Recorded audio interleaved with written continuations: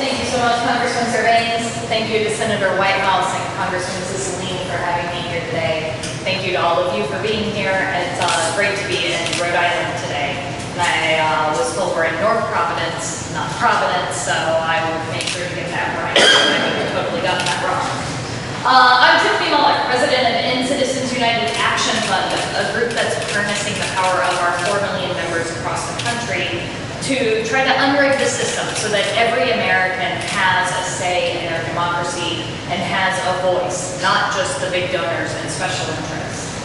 And it's one of the reasons I'm so excited to be here today, because there are not any better champions across the country than Senator Whitehouse, Congressman Cicilline, and Congressman Sarbanes. They are really committed to creating a democracy that works for all of us.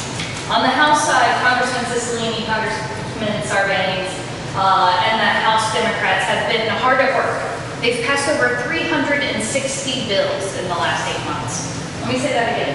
360 bills in the last 8 months, including over 50 major pieces of legislation, including H.R. 1, the For the People Act. They've passed bills that lower the cost of prescription drugs. They've passed bills that would address climate change. They've passed bills to require equal pay for equal work. They've passed bills to expand background checks for gun buys. All ideas that have broad support among the American people. All problems that are facing American families day in and day out. And what's happened is that Mitch McConnell has sat on them and not allowed any of them to come up for a vote. The very first bill that they took up was H.R. 1, the For the People Act, which, as you have heard from Congressman Sarbanes, was the largest anti-corruption legislation that we've seen in over 40 years. It would end the dominance of big money in politics, protect the right to vote, bring much-needed ethics reform to Washington, and we can't get it passed. And that's because Mitch McConnell understands that he has to block it in order to continue to make sure that his special interest allies have power in Washington rather than the people. His ability to block legislation on issues like climate change and drug prices is directly related to the money in our politics. And that's why he's refusing to bring H.R. 1, the For the People Act, up for a vote. So let's take a look at the connection between money and some of these issues. Climate change. A record number of Americans describe climate change as a pressing problem, a real and present danger, and they want Congress to address it. But 10 of the 17 biggest corporate contributions in 2018 came from oil and gas companies into our elections. As a matter of fact, they spent $325 million on lobbying in 2018 alone. They had more than 3 lobbyists per member of Congress. Over 1,800 oil and gas lobbyists in Congress on every single day. 1,800! 60% of those are former members of Congress or senior staff, and that came through the revolving door. And we wonder why the American people think that their voice isn't counted the same. The Supreme Court's Citizens United decision took a bad situation and made it worse. From 2003 to 2009, there were 14 instances of Senate Republicans joining with Democrats to address climate change, where they were co-sponsoring bills or helping write legislation or voting for bills that would address climate change.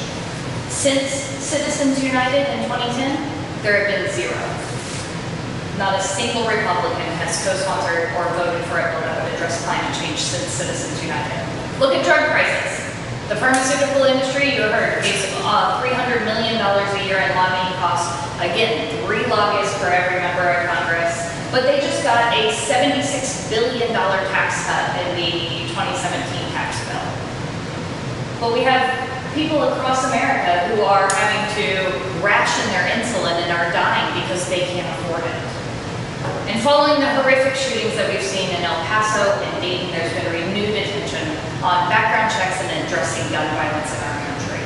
We know this is a scourge on our communities and on our families. Once again, 90% of people support background checks, universal background checks, red flag laws. But the NRA spent $144 million on our elections from 1998 to 2017. Including $54 million in 2016 alone. And that's why we saw President Trump just this week pick up the phone and call Wayne LaPierre from the NRA and say there would not even be background checks. Majority Leader Mitch McConnell calls himself the Grim Reaper in the Senate. But that joke isn't funny, because these issues really are life and death for so many across America. The remedy to this broken system is to fix it. We need to pass H.R. 1, the For the People Act, and restore power to who it rightfully belongs to in this country, which is the people and not the special interests. Broad majorities of Americans believe the system is broken, and they are not wrong. The American people have made it clear they want Congress to tackle this corruption. So, you have heard what's in the For the People Act. It would break the connection between money and politics and public policy. It would make sure that everyone had the right to vote and access to vote. It would make sure that our public officials were working on behalf of us and not special interests. And it would end gerrymandering across this country. We need to pass it. So we can, I hope that each and every one of you will call your senators, although you have great senators.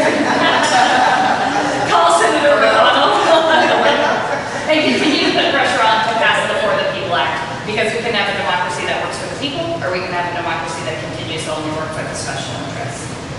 And it is now my pleasure, after that uplifting and very bright speech, to introduce